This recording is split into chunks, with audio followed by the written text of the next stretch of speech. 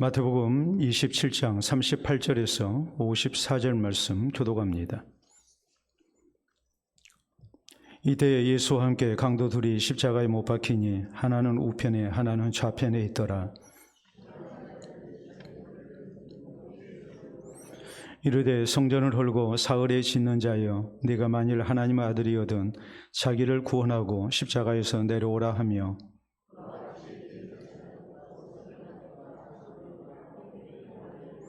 그가 남은 구원하였으되 자기는 구원할 수 없도다. 그가 이스라엘의 왕이로다. 지금 십자가에서 내려올지어다. 그리하면 우리가 믿겠노라.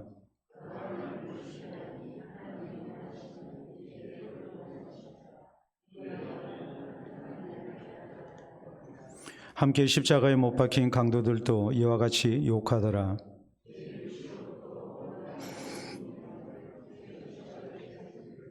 제9시쯤에 예수께서 크게 소리질러 이르시되 엘리 엘리 라마 사박다니 하시니, 이는 곧 나의 하나님 나의 하나님 어찌하여 나를 버리셨나이까 하는 뜻이라.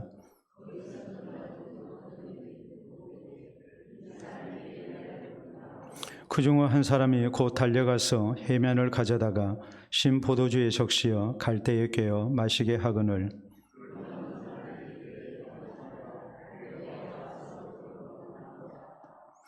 예수께서 다시 크게 소리 지르시고 영원히 떠나시니라.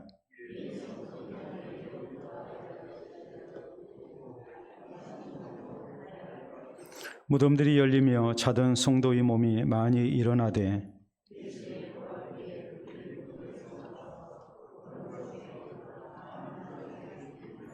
백부장과 및 함께 예수를 지키던 자들이 지진과 그 일어난 일들을 보고 심히 두려워하여 이르되, 이는 진실로 하나님의 아들이었도다 하더라. 아멘. 오늘 마태복음 강의 135번째 시간입니다. 로마의 유명한 정치인이요 또 철학자였던 키케로가 있습니다. 키케로는 이런 얘기를 합니다. 죽은 자의 생애는 산 사람의 기억 속에 자리 잡는다라고 말을 했습니다. 우리가 한 번만 인생 살고 떠나지만 우리가 자연인으로서 세상 가운데서 아주 없어지는 게 아니고 나의 모든 형체가 다 사라진다 할지라도 우리가 살았던 삶의 모습들, 이런 모든 것은 살아있는 사람들의 기억 속에 남게 되고 또 어떤 모습으로든지 저희에게 영향을 끼치게 되어 있다는 말입니다. 그러니까 이 교훈이 우리에게 가르치는 그런 뜻이 뭐겠습니까? 우리가 한 번뿐인 인생을 바르게 살아야 한다는 말이요, 또 우리보다 먼저 세상을 살고 떠나간 죽은 자를 통해서 우리가 배워야 되고, 또 다른 사람들이 나를 기억할 때 좋은 사람으로 기억될 수 있도록 우리가 바르게 사는 그런 하나님의 백성이 되어야 됨을 우리에게 교훈합니다. 우리 성도는 무엇보다도 이런 아름다운 삶을 위해서 예수 그리스도의 삶과 또 대속의 죽음을 바로 알아야 됩니다. 그리고 우리 예수님께서 어떻게 사셨는지, 우리가 무엇을 본받아야 되는지, 이것을 본받는 가운데 우리가 바른 삶을 살아야 되고, 또 남은 자들에게 본이 되는 모습으로 또 우리가 기억될 수 있도록 우리의 한 번뿐인 삶을 바로 살아야 할 그런 책임이 있습니다. 그것이 그리스도인으로서 우리가 세상을 바로 사는 모습이다라는 것을 우리가 잊어서는 안 됩니다. 우리는 지난 시간에 예수 그리스도께서 십자가 지시고 또 당하신 고난에 대해서 말씀을 살폈습니다. 군병들의 희롱을 당하시죠. 우리 예수님에 대한 진실된 경배와 신앙 고백이 아닌 거짓된 모습으로 저희는 예수님을 이렇게 조롱했습니다. 그런가 하면 구레네 사람 시몬은 예수님 대신에 억지로 십자가를 졌습니다. 또 우리 예수님께서 십자가를 지실 때에 쓸개탄 포도주를 마시지 아니하시고 죄인의 모든 고통을 이렇게 직접 당하십니다. 이런 일들을 통해서 우리에게 주시는 교훈이 뭐였을까요? 우리는 예수님에 대한 진실된 경배와 신앙 고백이 있어야 된다는 사실, 또 구레네 사람 시몬이 예수님의 십자가를 대신 진 것과 마찬가지로 우리는 내 십자가를 잘 지는, 억지로라도 십자가 지고 가는 것이 결국에 우리의 신앙생활을 위해서 큰 복이 된다는 것을 명심을 하고 우리가 십자가 지고 가는 성도가 돼야 되고, 내가 십자가 질 때에 절대로 하나님을 원망하거나 다른 사람을 원망하는 일이 있어서는 안 된다. 그렇기 때문에 결론적으로 우리 기독교 신앙을 십자가의 종교, 십자가의 신앙이라고 말을 하는데, 우리에게 진실된 모습으로 예수 그리스도의 십자가의 은혜를 믿는 신앙의 자세가 있어야죠. 또 우리는 내 십자가를 지고 주님이 가신 길을 따르는 주의 제자가 되어야 됩니다. 어떤 경우 다른 사람의 십자가까지 내가 대신 지고 가는 그런 모습 우리에게 있는 그것이 오늘 우리의 신앙을 바른 길로 인도하는 그런 모습이다라는 것에 대한 내용을 우리가 지난 시간에 살폈습니다. 오늘 성경 말씀은 우리 예수님께서 십자가상에서 당하신 고난과 죽음에 대해서 말씀을 증거합니다. 이를 통해서 예수 그리스도의 구원의 은혜를 우리가 바로 알고 또 바른 신앙생활을 힘쓰고 또 이로 인해서 우리가 남은 사람들, 다른 사람에게 바른 그리스도인으로 기억되고 본이 되어야 된다는 것을 우리에게 가르칩니다. 자, 그러기 위해서 오늘 성경 말씀을 통해 우리가 깨달아야 할 교훈들이 무엇이겠습니까? 먼저 우리 예수님께서 사람들의 멸시와 조롱을 당하셨다는 사실이죠. 자, 38절 말씀 보면 이때 예수와 함께 강도 둘이 십자가에 못 박히니 하나는 우편에 하나는 좌편에 있더라. 예수님은 두 강도와 함께 십자가에 달리셨습니다. 예수님의 십자가가 가운데 있었고 좌우에 이제 두 강도 사형수가 이렇게 십자가형을 당했습니다. 이 사람들은 아마도 예수님 대신에 이렇게 석방된 바라바의 부하들이 아니겠는가 이렇게 이제 추측을 합니다. 왜 이렇게 살인 강도 사형수와 함께 예수님을 십자가에 처형을 했을까요?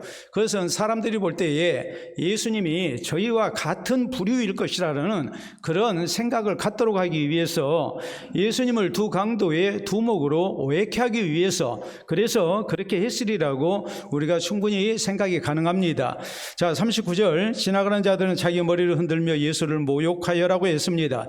머리를 흔들었다는 것은 멸시와 경멸의 행동을 말하죠. 아니야 저 사람은 아니야, 아주 잘못된 사람이야 하면서 머리를 좌우로 흔들며 조롱을 한 겁니다. 모욕을 한 겁니다.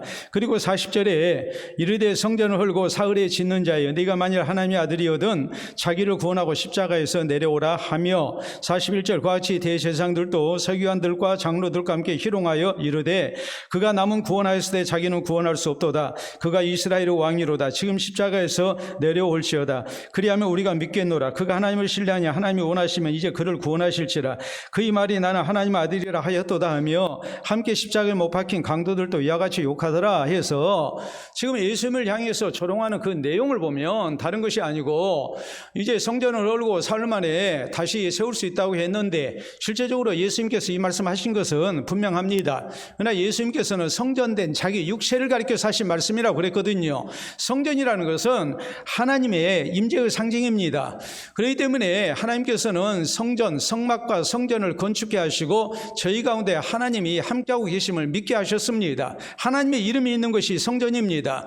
그런데 우리 예수님께서 임마누엘 하나님으로 우리 가운데 오신 겁니다.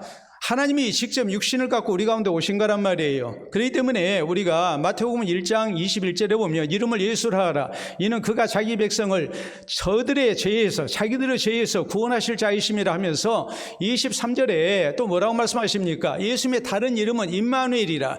임마누엘이라는 말은 하나님이 우리와 함께 계시다는 뜻이라고 그랬습니다. 그리고 성경은 요한복음 1장 거기 18절에 뭐라고 말씀하십니까? 하나님을 본 사람이 없으되 본래 하나님을 본 사람이 없으되 왜요? 성경에 하나님을 본 사람은 죽었거든요. 죄인이 하나님을 볼 수가 없어요. 그런데 아버지 품속에 있는 독생하신 하나님이 나타내셨느니라 해서 독생하신 하나님이 누구인가? 바로 예수님인 것을 말씀을 합니다. 독생이라는 말은 다른 의미가 아니고 독특한 방법으로 우리 가운데 나셨다는 말입니다. 하나님이 육신 가운데 우리 가운데 오신 겁니다. 그래서 우리가 하나님을 봐도 죽지 아니하도록 임마누엘로 하나님이 우리 가운데 오신 거란 말이에요. 그렇기 때문에 예수님께서 너희가 이 성전을 헐라 내가 사흘 만에 다시 일으키리라 라고 말씀하신 것은 성전된 자기 육체를 가리켜서 말씀하신 것이고 자신이 십자가에서 죽으시고 제3일에 부활하실 것에 대해서 말씀하신 내용이었단 말이에요. 근데 여기 있는 말씀대로 보면 대제사장들, 지나가는 사람들, 심지어는 지금 사형수가 돼서 처형을 당하는 두 강도까지 예수님을 다 이렇게 조롱하고 이렇게 모욕을 주는 겁니다. 근데 저희가 조건으로 내세웠던 것이 뭡니까? 그것은 십자가에서 내려오라는 거예요. 네가 성전을 허물라, 내가 사흘 동안에 일으키리라고 했는데, 그러면 네가 십자가에서 스스로 내려와 봐라. 그러면 우리가 너를 하나님이 보내신 그리스도로 구주로 믿겠다. 이렇게 조건부적인 그런 이제 모습으로 예수님으로 하여금 자신이 그리스도이신 것을 나타내라고 한 거예요. 여러분, 우리의 신앙생활 속에서 우리에게 이런 모습이 있어서는 안 됩니다. 잘못된 이적을 계속 요구하고, 그리고 조건적인 신앙을 우리가 가져서는 안 된다 이 말이에요. 이미 예수 그리스도는 살아계신 하나님이 독생하신 가운데 우리 가운데 오신 분이고, 예수님은 많은 표적을 통해서 이미 자신이 하나님이 보내신 그리스도이신 것을 나타내셨습니다. 그렇기 때문에 이제는 필요한 것이 뭐겠습니까? 믿는 거예요. 그런데 마지막 순간까지 예수님을 조롱하면서 저희가 예수님께 요구했던 것은 이적을 나타내라는 겁니다. 이적을 나타내면 예수님을 믿겠다는 거예요. 여러분, 한 번 안 믿는 사람은 이적을 보여줬다 해서 믿는 것이 결코 아닙니다. 그렇기 때문에 이미 예수님은 충분한 표적을 나타내셨어요. 그런데 예수님을 구주로 믿지 아니하고 계속해서 예수님을 조롱하는 거예요. 희롱하는 거예요. 오늘 우리의 신앙생활 속에서 이런 어리석은 모습이 있지 않도록 해야 됩니다. 여러분, 우리가 성경을 보면 이스라엘 백성들이 애굽에서 나오고 난 이후에 광야 생활을 하면서 하나님의 놀라운 은총 속에 저희가 생존을 했습니다. 하나님께서 낮에는 구름 기둥으로 더위를 막아주셨고 밤에는 불 기둥으로 추위로부터 저희를 보호해 주셨습니다. 왜요? 사막에서는 낮과 저녁의 일교차가 거의 50도가 됩니다. 어마어마한 일교차입니다. 우리가 10도만 일교차가 나도 굉장히 거기 따라가기가 힘들지요. 그리고 우리의 면역체계가 흔들리고 우리가 건강을 유지하지는 못합니다. 근데 40도, 50도 일교차인 그런 광야 생활 얼마나 힘듭니까? 근데 하나님께서 낮에는 구름 기둥으로 하늘에 차이를 치셔서 저희를 뜨거운 햇볕으로부터 보호해 주셨고, 또 밤에는 불기둥을 통해서 저희에게 난로를 피워주신 거거든요. 히터를 가동시키신 거예요. 그래서 저희로 하여금 생존케 하셨어요. 어디 그뿐입니까? 성경은 뭐라고 말씀하십니까? 날마다 저희에게 일용할 만날 하나님이 기적 같은 이런 음식을 내려주셨죠. 고기 먹고 싶다면 메추라기 보내주셨죠. 목마른 저희에게 또 반석에서 물이 나게 하셨죠. 하나님의 기적 아닌 것이 하나도 없었어요. 근데 저희는 계속해서 하나님께 이적을 요구하는 겁니다. 어려운 일 만나면 하나님이 우리 버리셨다고 합니다. 그러니까 모세가 우리가 신명기 8장에 보면 남은 이스라엘 백성들 출애굽 2세대 사람들 그 자손들에게 강조하는 게 뭡니까? 너희 조상들도 알지 못하고 먹어보지 못한 만나를 너희에게 주신 것은, 자, 신명기 8장 3절 말씀합니다. 사람이 떡으로만 사는 것이 아니요 하나님 입에서 나오는 모든 말씀으로 말미암아 살 것이라 하면 이것을 너희에게 가르치기 위해서였다. 이렇게 강조를 하거든요. 자, 너희가 40년 동안 이 광야 생활을 했는데 너희의 발이 부르트지 아니하고 옷이 헤어지지 아니하고 신발이 낡지 아니했다. 40년 동안을 저희가 광야 생활을 했지만 신발이 낡지 않았습니다. 헤어지지 않았습니다. 옷이 낡지 않았습니다. 하나님께서 기적적인 방법으로 저희를 보여주신 거예요. 만나를 통해서 정말 하나님이 우리와 함께 하시는구나. 하나님은 전능하신 하나님이시구나. 우리가 하나님의 약속을 붙들고 살면 우리가 분명히 하나님의 은총 가운데서 약속하신 가나안 땅 들어가는구나. 우리가 생존할 수 있구나. 이것을 하나님께서 저희에게 분명하게 믿을 수 있도록 만나를 주셨다고 말씀을 하셨어요. 그런데 계속해서 하나님의 이적을 요구하는 겁니다. 그것이 결국 불신앙으로 발달될 수밖에 없었고, 저희는 이제 구원 얻지 못하는 그런 비참한 지경에 이르고 말죠. 여러분, 반면에 욥이라는 사람을 생각을 해보세요.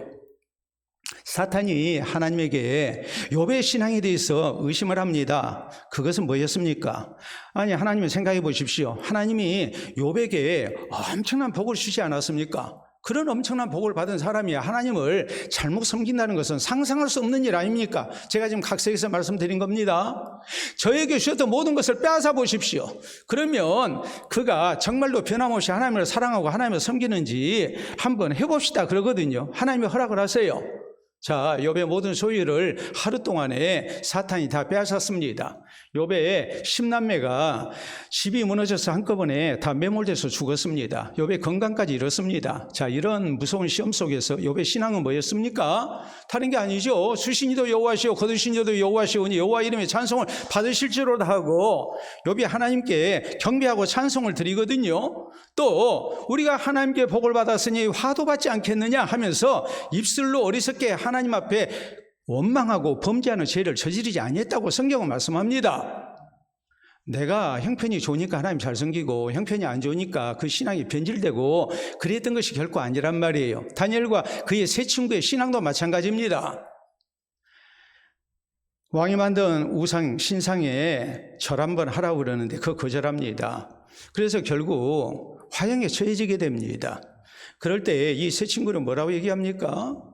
우리를 화형시키신다면, 풀무불에 우리를 던져 넣으신다면 하나님이 우리를 구원해 내실 겁니다. 그렇게 하지 아니하실지라도 우리는 왕이 만든 신상에 절을 할 수 없습니다. 조건적인 신앙이 아니에요. 언제 어디서나 어떤 형편에서든지 변치 아니하는 그런 신앙의 모습을 갖고 있었단 말이에요. 내가 오늘 이 어려운 형편 속에서 내게 하나님의 기적을 보여주십시오. 그러면 내가 하나님 살아계신 것을 믿겠습니다. 내가 하나님 잘 섬기겠습니다. 그런 모습이 아닙니다. 온전히 하나님을 향해서 이제 어떤 형편에서든지 변치 않는 신앙의 모습을 드러내야 한다는 것이 우리가 가져야 할 마땅한 신앙의 모습인 것을 우리가 잊지 말아야 해요. 자, 여러분 한번 봐보세요. 여러분 보시게 되면 자, 저게 뭘까요? 제가 먼저 묻겠습니다. 저 우리 집에 있다. 저게 뭘까요? 아라비안 나이트에 나오는 건데요. 제가 힌트 드렸습니다. 뭐요? 예, 알라딘의 요술램프라고 그러죠. 그래서 뭐라고 부릅니까? 저 한번 불러보세요. 제 이름 한번 불러보세요. 예? 우리 저기 권사님 집에 AI 서로 대화하는 게 있죠. 예? 우리 김정희 권사님 한번 불러보세요. 예? 그냥 큰 소리로 한번 불러보세요. 얼굴 빨개져가지고 부르지를 못해요. 집에서는 그냥 실컷 부르실 것 같은데 그래가지고 나를 놀려먹는 재미로 부르실 것 같아요. 진이야 그러거든요. 그 있죠, AI 그 음성 나와가지고 이제 뭐 물으면은 이제 대답해 주는 거 있잖아요. 알라딘 요술램프 아라비안 나이트에 보면 이제 부르면 진이야 하고 부르면 진이가 나옵니다. 그래서 뭐 할까요? 소원을 얘기하면 다 들어주죠. 예? 그래서 이 아라비안 나이트에 나오는 이 요술램프가 우리가 인터넷 구매 사이트 들어가 보면 2만 원에서 5만 원까지 여러 가지가 있습니다. 저걸 실제적으로 사요. 사가지고 집에다 딱 놔둬요. 행운을 불러오는 요술램프라고 그래요. 예? 우리가 하나님을 향해서 하나님 내 소원 이거예요. 이거 좀 들어주세요. 그럼 내가 하나님 잘 섬길게요. 나에게 이런 선한 형편 주시면 내가 더 신앙생활 잘하겠습니다. 우리가 이렇게 조건적으로 우리의 신앙을 드러낼 때가 참 많죠. 근데 하나님께서 우리에게 바라시는 신앙의 모습은 이런 조건적인 신앙의 모습이 아니에요. 언제 어디서나 어떤 형편에서든지 변함없이 우리가 주님을 사랑하고 살아계신 하나님을 신뢰하고 하나님께 주신 말씀을 붙들고 우리가 신앙생활을 하는 것을 하나님이 우리에게 원하신단 말이에요. 십자가에 달리신 예수님을 향해서 한번 이적을 나타내라. 그러면 우리가 믿겠다. 우리가 널 인정하겠다. 하나님이 보내신 그리스도라고 인정해 주겠다. 이거 얼마나 잘못된 일입니까? 지난 3년 동안 우리 예수님께서 참 많은 표적을 나타내셨습니다. 그 많은 표적을 보고서도 또 이적을 요구하는 거예요. 조건적으로 요구하는 거예요. 그런데 오늘 우리에게 이런 모습이 없을까요? 우리도 얼마든지 그럴 수 있잖아요. 내 소원 들어주시면 하나님이 살아계신 것이고 또 내 소원 들어주시면 내가 신앙생활 더 잘하겠노라고 내가 헌신하겠노라고 이런 식으로 우리가 조건적으로 하나님과 거래를 하는 경우가 참 많습니다. 여러분 바른 신앙생활은 이적이 있든지 없든지 내 소원대로 되든지 아니 되든지 하나님은 분명히 살아계시고 하나님께서 우리에게 주신 말씀을 우리가 진실된 말씀으로 믿고 따르는 거예요. 진실된 신앙생활은 내 소원을 이루기 위해서 신앙생활하는 게 아니고 내 뜻보다는 하나님의 뜻에 순종하기 위해서 우리가 신앙생활을 하는 거예요. 이게 진짜 신앙이란 말이에요. 그렇기 때문에 내 소원대로 되지 아니한다 할지라도 우리가 좋으신 하나님, 신실하신 하나님을 믿고 선하신 하나님을 믿고 우리가 변함없이 하나님을 향한 신앙을 지키고 또 하나님 앞에 바른 그리스도인으로 살고자 다짐하는 또 실천하는 이런 모습이 우리에게 있어야 됩니다. 잊지 마시기 바랍니다. 두 번째 우리가 생각해야 할 말씀은 우리 예수님께서 십자가에서 당하신 그 고난에 대해서 우리가 다시 한번 생각해야 합니다. 자, 45절 말씀 봅니다. 제6시로부터 온 땅에 어둠이 임하여 제9시까지 계속되더니, 자, 이게 나와 있는 시간은 지금 시간과는 좀 다르죠. 당시 사람들은 해가 떠서 해가 질 때까지를 12시간으로 나눴습니다. 그리고 저녁은 4수로 나눴습니다. 대략적으로 낮 시간이 12시간, 저녁 시간이 또 12시간이죠. 자, 낮 시간 해가 떠서 이때가 새벽 6시입니다. 0시부터 시작해서 해가 질 때까지가 12시, 이제 오후 6시입니다. 그러니까 제6시라는 시간은 이제 더하기 6을 하면 오늘날의 시간이 나오는 겁니다. 12시죠. 종호입니다. 그리고 제9시까지 이렇게 어둠이 계속됐다. 성경은 이렇게 말씀합니다. 그러니까 12시에서 오후 3시까지 이제 온 땅에 어둠이 이렇게 계속된 거예요. 자, 46절에 제9시쯤에 예수께서 크게 소리질러 이르시되 엘리 엘리 라마 사박다니 하시니 이는 곧 나의 하나님 어찌하여 나를 버리셨나이까 하는 뜻이라. 엘리 엘리 라마 사박다니라는 말, 이 말은 아람어입니다. 자, 아람어라는 것은 페르시아 제국 이래로 이제 중동 지역에 있는 사람들이 사용했던 공용어예요.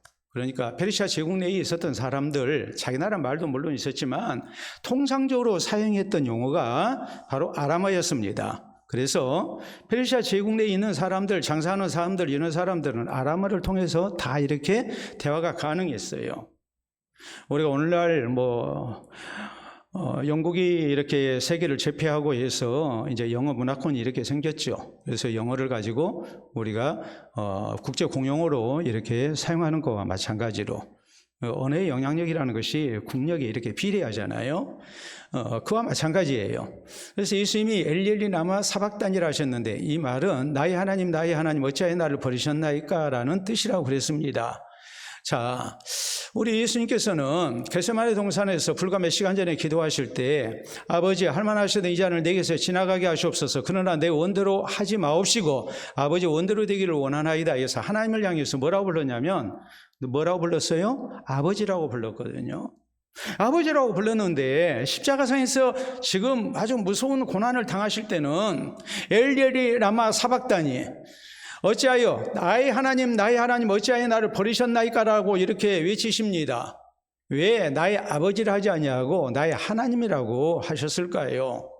그것은 철저하게 우리의 죄를 위한 대속제물로 죄인 되셔서 나를 위한 죄인으로 우리 예수님이 대속의 죽음을 맛보시기 때문에 하나님의 저주와 또 하나님의 형벌 가운데 지금 놓이신 입장에서 십자가를 지시기 때문에 우리 예수님은 나의 아버지라고 하지 아니하시고 나의 하나님 어찌하여 나를 버리셨나이까 라고 이렇게 하나님을 향해서 이제 크게 소리를 지르시는 울부짖은 그런 절규를 이제 토하신 겁니다. 자, 47절 거기서 어떤 자 중 어떤 이들이 듣고 이르되 이 사람이 엘리야를 부른다 하고 엘리라고 그러니까 엘리야라고 이제 생각을 한 거예요. 48절 그중 한 사람이 곧 달려가서 해면을 가져다가 신 포도주에 적시어 갈대에 깨어 마시게 하거늘.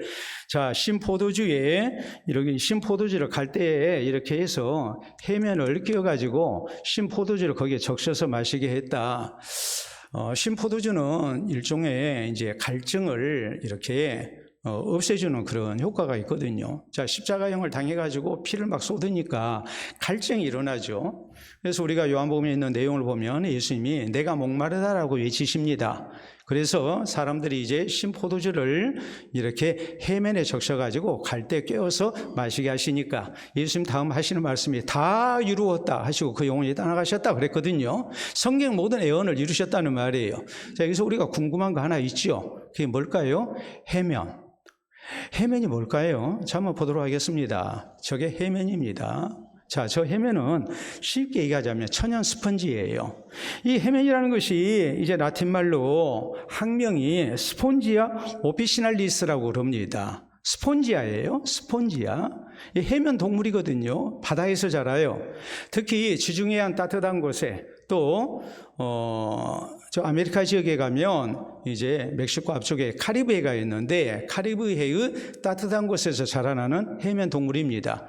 천연 스펀지예요. 그래서 영어로는 해면을 뭐라고 부르느냐? 스펀지라고 그래요. 원래 학명 자체가 스폰지아 오피시날리스예요. 스펀지예요. 저걸 가지고 어디에 쓸까요? 저걸 가지고 목욕을 할 때, 샤워를 할 때 비누 거품을 내서 쓰는 그런 스펀지로 사용을 해요. 목욕 도구로 사용을 해요. 저기에다가 신포도주를 적셔가지고 갈대에다 꿰서 그래서 십자가에 달리신 예수님 입에다가 이렇게 대해줬다. 예수님이 내가 목마르다라고 하시니까 지금 이런 말씀이에요. 우리가 시편 69편 21절에 있는 말씀을 보면 무리가 나에게 이렇게 신포도주를 먹입니다 하면서 예수님의 십자가의 고난에 대한 애언시가 있는데 여기에 나온 것을 그대로 주님께서 성취하신 겁니다. 그래서 요한복음 19장 28절로 30절에 나와 있는 대로 우리 예수님이 많은 피를 흘리시고 내가 목마르다라고 하시니까 이렇게 신포도주를 이제 먹여줬다. 그래서 예수님께서 성경의 예언을 다 이루셨다고 이렇게 선포하시고 이제 돌아가셨다. 자, 이 49절 50절에 있는 말씀 봅니다. 그 남은 사람들이 이르되 가만두라 엘리야가 와서 그를 구원하러 보자 하더라. 예수께서 다시 크게 소리 지르시고 영원히 떠나시니라 라고 말씀을 하십니다. 자, 우리 예수님께서 이런 십자가의 무서운 고통을 당하신 겁니다. 근데 지금 그 상황을 한번 생각해 보세요. 지금 제6시로부터 제9시까지 낮 12시, 오후 3시 그 시간은 태양빛이 가장 강렬한 때예요. 가장 밝은 시간이에요. 근데 갑자기 온 땅에 어둠이 진하게 몰려왔어요. 이거 엄청난 천재지변이 일어난 거예요. 그러면 영적인 두려움을 느껴야 되거든요. 그런데 이들은 전혀 그런 두려움을 느끼지 않고 계속해서 예수님을 조롱을 하고 있는 거예요. 예수님이 십자가에서 달려 죽으실 때 지금 엘리엘리 라마 사박단이라고 외치시면서 나의 하나님 어찌하여 나를 버리셨나이까. 우리가 하나님 앞에 버림받은 그 고통 속에 부르짖어야 절규를 예수님이 대신하시고 하늘은 갑자기 어두워지고 하는 이런 사건들을 보면 무슨 생각이 들어야 됩니까? 두려운 생각이 들어야죠. 그런데 두려운 생각은 전혀 하지 않고 저희가 예수님을 계속해서 조롱을 하고 있는 겁니다. 진실된 성도라면 우리는 무엇을 생각해야 됩니까? 죄인된 나를 위해서 예수님께서 저렇게 십자가에서 고난을 당하셨다. 그리고 우리는 무슨 생각을 해야 돼요? 나를 구원하신 주의 은혜에 감사해야 되고 또 한편으로 죄인에 대한 하나님의 무서운 진노와 형벌이 얼마나 큰 것인가라는 것을 생각하고 예수님을 진실되게 나의 구주로 믿는 성도가 돼야 된단 말이에요. 성경이 우리에게 쉼없이 강조하는 것은 뭡니까? 하나님 앞에 범죄한 우리 인생을 기다리고 있는 것은 하나님의 무서운 진노와 심판 그리고 이로 인한 지옥의 형벌, 영원한 멸망밖에 없다고 우리에게 분명하게 경고를 하고 계시죠. 그런데 그것을 우리가 생각하지 아니하고 예수님의 십자가의 고난을 잊어버리는 그런 신앙생활을 우리가 해서는 안 된다 이 말이에요. 로마서 3장 23절로 24절에 보면 모든 사람이 죄를 범하였음에 하나님의 영광에 이르지 못하더니 그리스도 예수 안에 있는 속량으로 말미암아 하나님 은혜로 값없이 의롭다 하심을 얻는 자 되었느니라라고 말씀하십니다. 죄인된 우리가 하나님의 구원을 절대로 얻을 수 없는 사람들인데 예수 그리스도의 십자가의 고난을 통해서 우리가 죄업담을 받는 속량을 받았다. 모든 죄의 값이 이렇게 다 치불됐다고, 그래서 우리가 값없이 의롭다 하심을 얻은 자가 됐다고 성경은 말씀합니다. 히브리서 9장 27절로 뭐라고 말씀하시나요? 사람이 한 번 죽는 것은 뭡니까? 정한 이치요. 그 후에는, 그 다음에는 뭐가 우리를 기다리고 있어요? 하나님의 심판이 기다리고 있다고 말씀을 하십니다. 이걸 우리가 한순간도 잊어서는 안 돼요. 로마서 6장 23절 말씀합니다. 죄의 삭은 사망이요, 하나님의 은사는 그리스도 예수 우리 주 안에 있는 영생이니라라고 말씀하셔서, 예수님 없이는 우리가 영원한 사망 가운데, 형벌 가운데 놓이게 되고, 예수님을 구주로 믿게 될 때 우리에게 모든 죄가 속량받고 용서받고 우리가 하나님 나라의 영생 가운데 드는 은혜를 입을 수 있음을 성경은 분명히 선포합니다. 성경이 가르치는 가장 중요한 진리가 바로 이것이에요.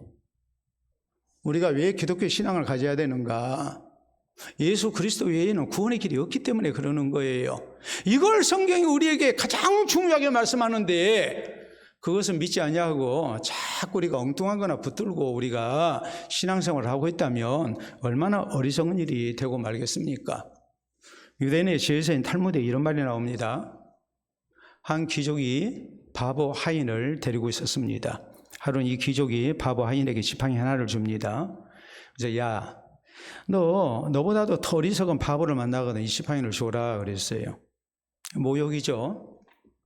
너 왜 그렇게 바보냐? 지금 이 말이에요. 지금 세상에 너 같은 바보는 내가 못 봤다 이 말이거든요. 얼마 후에 이 귀족이 병들어서 죽게 됐어요. 하인에게 하는 얘기가, 하인이 아이고 주인님 빨리 일어나셔야죠. 그러니까 아니 난 틀린 것 같다. 나는 곧 너의 곁을 떠나야 할 것 같다 그랬어요. 그러니까 이제 바보라 그랬잖아요. 바보가 물어요. 주인님 어디로 가십니까? 내가 다른 세상으로 가야 된다. 언제 돌아오십니까? 한 달 만에 오십니까? 1년 만에 오십니까? 아니라 그래요. 그럼 언제 오십니까? 그랬더니 난 영원히 돌아오지 않을 거야. 깜짝 놀라면서, 그럼 주인님 그곳에서 지내기 위해서 그동안 무엇을 준비하셨습니까? 그랬어요. 그랬더니 주인 이야기가 전혀 아무것도 준비하지 못했다. 다시 종이 물어요. 이 바보 하인이, 아니 정말 아무 준비하지 못했습니까? 그랬더니 정말 아무것도 준비 못했다. 내 인생이 계속될 줄 알고 이렇게 빨리 찾아올 줄 모르고, 내 종말이, 내 죽음이 이렇게 빨리 찾아올 줄 모르고, 내가 정말 내 이 부귀영화가 계속될 줄 알고 내가 이렇게 살다가 아무것도 준비를 못했다. 그러니까 이 바보 하인이 이런 얘기를 합니다. 주인님 이 지팡이 가지십시오. 저는 지금까지 이렇게 바보스러운 사람을 보지를 못했습니다. 다시 돌아오지 않을 길 우리가 가는데, 아니 하루만 여행을 가도 준비할 게 많잖아요. 일주일만 여행을 가도 준비할 게 많잖아요. 예? 어떤 사람들 보면 여행 가면서 그냥 막 짐을 그냥 바리바리 싸가지고 갑니다. 예? 근데 영원한 길을 가면서, 다시 돌아오지 못할 길을 가면서 아무것도 준비하지 아니한다면 이게 얼마나 어리석은 일이냐 이 말이에요. 인생의 죽음이라는 것이 내게 충분한 시간을 준 것 같지만 마지막 때는 우리가 또 그렇게 생각을 안 하죠. 갑작스레 다가오는 경우도 많잖아요. 윤석열 씨 최후가 저렇게 다가올 줄 누가 상상이나 했습니까? 예? 그냥 자기 스스로 그냥 불구덩이 속으로 들어가잖아요. 그렇게 또 끝나잖아요. 예? 인생이라는 것이 언제 우리에게 마지막 종말이 찾아올지 모른단 말이에요. 우리가 뭐 해야 되겠어요? 가장 좋은 준비가 뭐겠어요? 하나님께서 준비하신 길을 따르는 거예요. 그게 뭡니까? 예수님을 진실되게 나의 구주로 믿어서 우리가 내세를 준비해야 해요. 모든 죄 용서받고 우리가 구원받는 가운데 하나님을 만나는 성도가 돼야 돼. 이게 우리가 오늘 해야 할 일이에요. 이게 우리가 꼭 준비해야 할 일이에요. 세상을 살면서 우리가 준비할 일이 참 많지만 우리가 언제 불시에 찾아올 줄 모르는 그 마지막 시간을 우리가 생각하면서 우리가 진실된 모습으로 예수님을 나의 구주로 믿는 가운데 우리가 하나님 만날 준비를 하는 성도가 돼야 됩니다. 왜요? 결국 우리는 하나님 다 만나게 돼 있어요. 어떤 모습으로 만나느냐가 우리에게 중요한 것 아니겠습니까? 영원한 저주와 형벌과 사망 가운데 우리가 만나야 하는가? 나의 하나님 어찌하여 나를 버리셨나이까 하면서 우리가 만나야 할 것인가? 아니면 하나님의 구원받은 자녀로서 우리가 영광 가운데 우리 주님을 만날 것인가? 그 준비는 언제 해야 되느냐? 오늘 지금 해야 하는 거예요. 진실되게 예수님을 나의 구주로 믿어야 돼요. 그것이 우리의 다음 삶을 위한, 영생을 위한 가장 꼭 필요한 신앙적 준비라는 사실을 잊어서는 안 됩니다. 세 번째 우리가 생각해야 할 내용이 있어요. 그 뭐냐면 성소휘장이 둘로 찢어졌다는 사실이에요. 자, 50절. 예수께서 다시 크게 소리 지르시고 영원히 떠나시니라. 예수께서 다시 크게 소리 지르시고 영원히 떠나셨다. 뭐 다 이루었다라는 말씀도 하시고, 아버지여 나의 영혼을 아버지 손에 부탁하나이다, 이런 말씀도 하시고, 그리고 예수님이 이제 떠나셨죠. 51절. 이에 성소휘장이 위로부터 아래까지 찢어져 둘이 되고 땅이 진동하며 바위가 터지고 무덤들이 열리며 자던 성도의 몸이 많이 일어나되 예수의 부활 후에 그들이 무덤에서 나와서 거룩한 성에 들어가 많은 사람에게 보이니라. 자, 큰 사건이 지금 세 가지가 이렇게 기록이 되어 있어요. 첫째는 성소휘장이 위에서 아래로 찢어졌다. 여기서 말하는 성소휘장은 성소가 두 구역으로 나뉘어져 있죠. 그래서 성전 안에 들어가면 먼저 2대1의 비율로 성소가 있고, 그리고 1에 해당하는 부분, 이 앞쪽으로 지성소가 있어요. 지극히 거룩한 장소입니다. 거기에는 하나님의 임재의 상징인 십계명의 돌판을 보관하고 있는 여호와의 언약궤가 있었습니다. 그런데 그 사이는 두꺼운 휘장으로, 휘장이라는 게 그냥 단순한 커튼이 아니에요. 그냥 카펫이라고 생각하면 돼요. 그래서 굉장히 두꺼운 그런 카펫으로 이제 차단이 돼 있었습니다. 1년에 단 하루 대속죄일이 되면 대제사장이 뭐합니까? 제물의 피를 가지고 그 성소에, 지성소에 들어가서 자기의 죄를 먼저 용서를 받습니다. 그리고 용서받으면 그 증거가 뭐냐면 살아서 나와요. 살아서 나오면 그 다음에는 백성들의 죄를 하나님 앞에 용서받기 위해서 또 속죄의 피를 가지고 두 번째 지성소 안에 들어가요. 그래서 백성들이 모든 죄를 하나님이 용서하시는 은혜를 허락받으면 대제사장이 또 살아서 나왔어요. 근데 만약에 대제사장이 진실된 모습으로 자기의 죄를 회개하지 아니했달지, 백성들이 대제사장이 자기들의 죄를 한꺼번에 용서받기 위해서 지성소에 들어갔을 때 밖에서 엉뚱한 짓을 하고 있고 진실된 모습을 보이지 아니하면 대제사장이 죽었습니다. 죽은 대제사장을 지성소 밖으로 끄집어내야 되는데, 대제사장의 복장 가운데 어떤 특징이 있었다고 했습니까? 금방울이 달려있다고 그랬죠. 금방울 소리가 찰랑찰랑 소리가 나면 대제사장이 지금 속죄 제사를 드리는데 하나님 앞에 그 제사가 연락받고 있다는 증거예요. 그런데 만약에 방울 소리가 들리지 아니했다면 하나님이 그 저를 뭐 하셨다는 거예요? 죽이셨다는 것을 뜻해요. 나중에 또 자주 반복이 될 거예요. 하도 중요한 내용이니까. 그러니까 예수님이 자신의 대속의 피를 가지고 지성소 안에 들어갔는데 하나님께서 그 속죄 제사를 받으신 증거가 어떻게 나타났느냐? 성소의 휘장이 위에서 아래로 둘로 찢어졌어요. 아래에서 위로 찢어진 게 아니라 위에서 아래로 둘로 찢어졌어요. 그 말은 하나님과 우리 사이에 막혔던 그 휘장이 찢어짐으로 우리에게 구원의 길이 열렸다는 것을 의미하는 거예요. 여러분, 그러니까 로마서 4장 25절은 이렇게 말씀을 하죠. 예수는 우리 죄를 위하여 내어줌이 되고 또한 우리를 의롭다 하시기 위하여 다시 살아나셨느니라.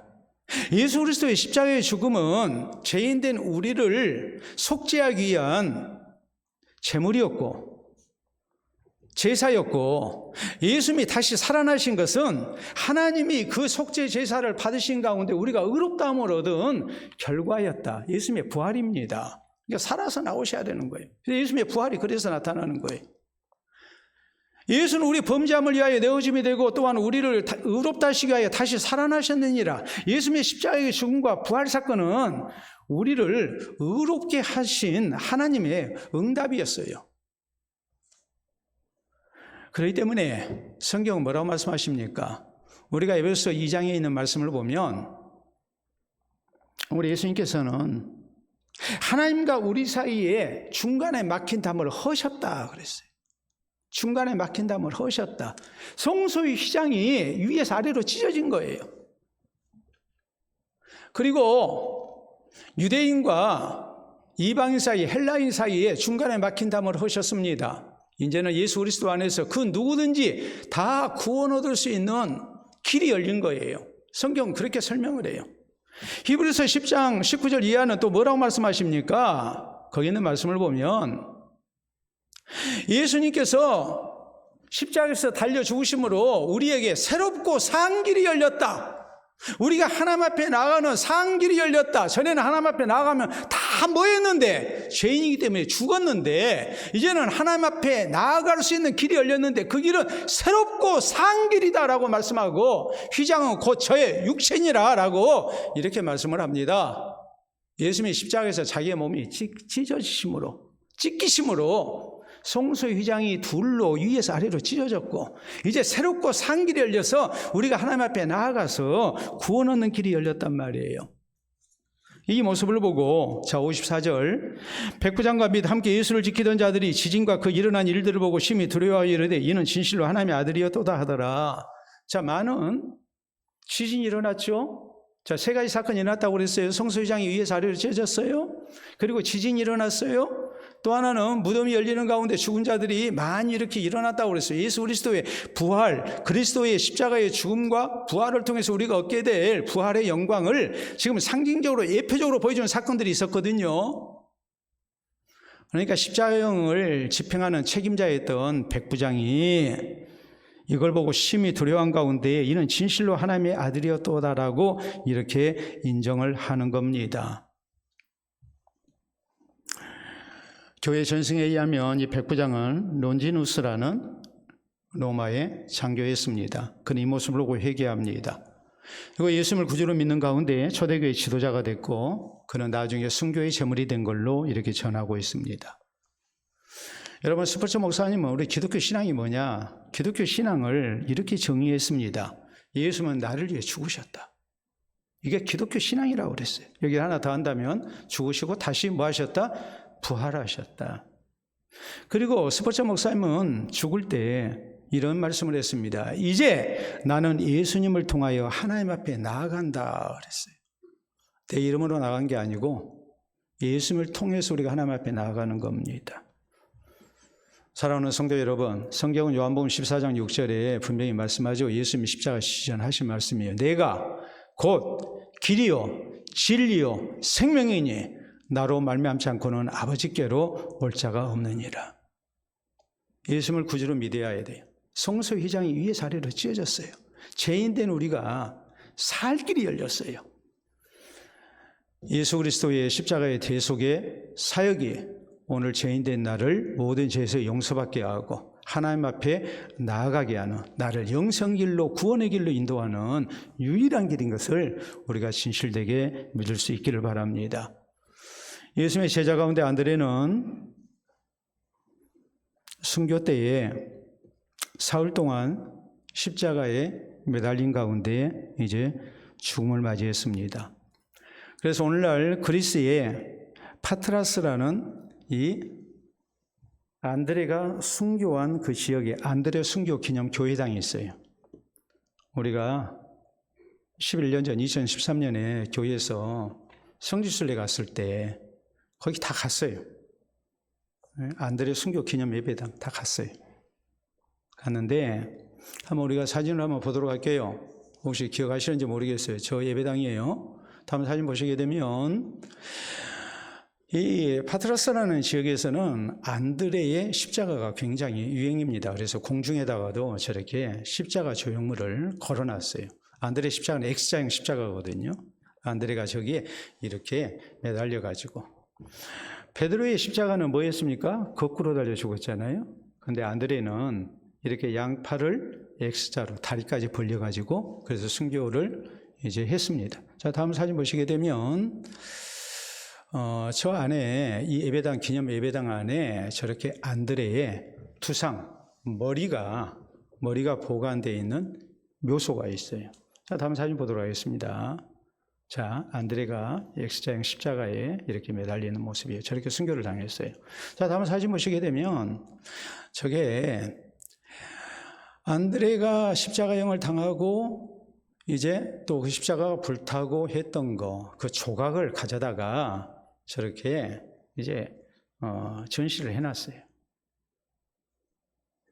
그래서 안드레의 이 십자가형, 안드레의 X자 십자가, 이것을 우리가 왜 참 귀하게 봐야 되는가?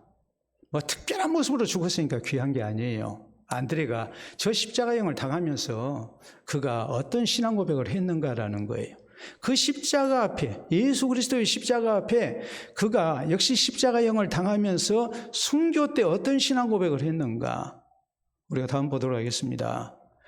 안드레는 이렇게 고백했습니다. 내가 지극히 바라고 오래 구하였던 십자가, 그대에게 매달려 죽으신 주님의 제자로서 기쁘고 즐거운 마음으로 그대를 만노라. 나 항상 그대를 사랑하는 자이었고 그대를 알고자 탐내어 왔노라.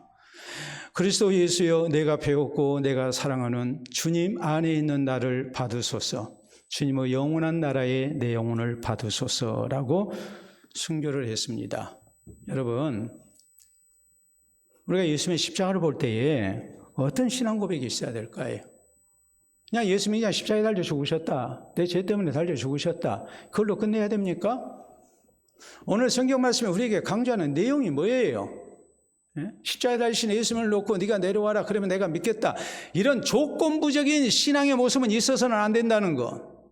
어떤 형편에서든지 진실된 모습으로 예수님을 나의 구주로 믿고 우리가 주를 향한 변치 않는 신앙을 가지고 우리가 주의 제자로 살아가는 것, 이것이 우리에게 있어야죠.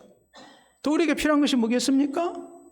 예수님이 십자가에서 달리신 그 고난을 생각하면서 예수님이 당하시는 그 고난이 바로 죄인된 나를 위한 고난인 것을 생각하고, 예수님을 구주로 믿지 아니했을 때 우리가 당해야 하는 고통이, 고난이 하나님의 형벌이 얼마나 무서운 것인가를 우리가 잊지를 말아야 해요.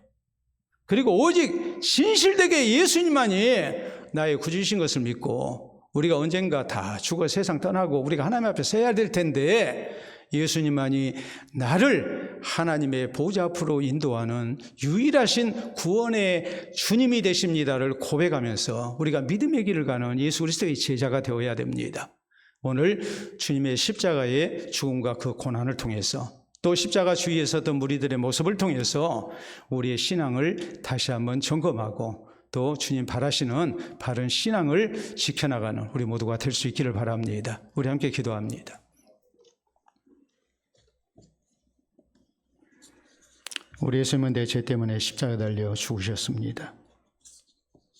십자가의 고통 앞에서도 주님은 변함없이 나를 사랑하시고 나를 예 목숨까지 주셨습니다. 우리도 이 주의 은혜에 감사해서 진실되게 예수님을 나의 구주로 믿고 어떤 형편에서든지 변함없이 우리가 주를 향한 신앙을 지키고 끝까지 믿음을 지키는 가운데 하나님 앞에 나아가는 성도 될 것을 다짐해야 하지 않겠습니까? 기도합시다.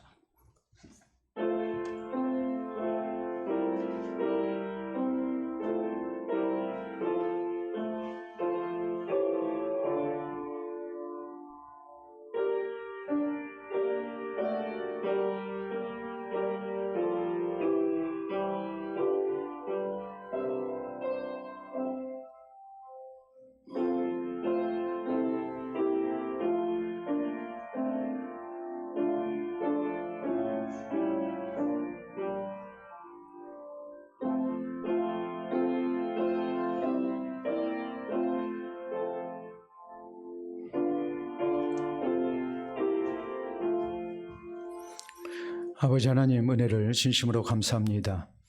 죄와 허물로 죽었던 우리들을 예수 그리스도 안에서 다시 구원의 자녀되게 하시고 예수님의 십자가를 바라보며 우리가 이 십자가의 은총 의지하여 주님 앞에 한 걸음 한 걸음 나아갈 수 있도록 은혜 주신 줄로 믿고 감사와 영광을 돌려드립니다. 어떤 형편에서든지 주를 향한 신앙 변치 아니하게 하시고 항상 주의 은혜에 감사 감격하여 우리가 주님을 따르는 주의 제자들이 되기를 원합니다. 오직 예수님만이 나의 구주이신 것을 확신하며 살아계신 주를 위한 삶을 살게 하시고 주님 언제 부르시든지 우리가 믿음으로 하나님 나라에 이르는 구원 얻는 성도들 다 될 수 있도록 역사하여 주시옵소서. 오늘도 허락하신 말씀을 통해 다시 한번 예수님만이 나의 구주이심을 고백하게 하시고 주를 향한 아름다운 신앙의 각오가 있게 하시고 평생토록 내 십자가 지고 십자가이신 주의 뒤를 따르는 주의 제자된 우리 모두 될 수 있도록 역사하여 주시옵소서. 예수님 이름으로 기도하옵나이다. 아멘.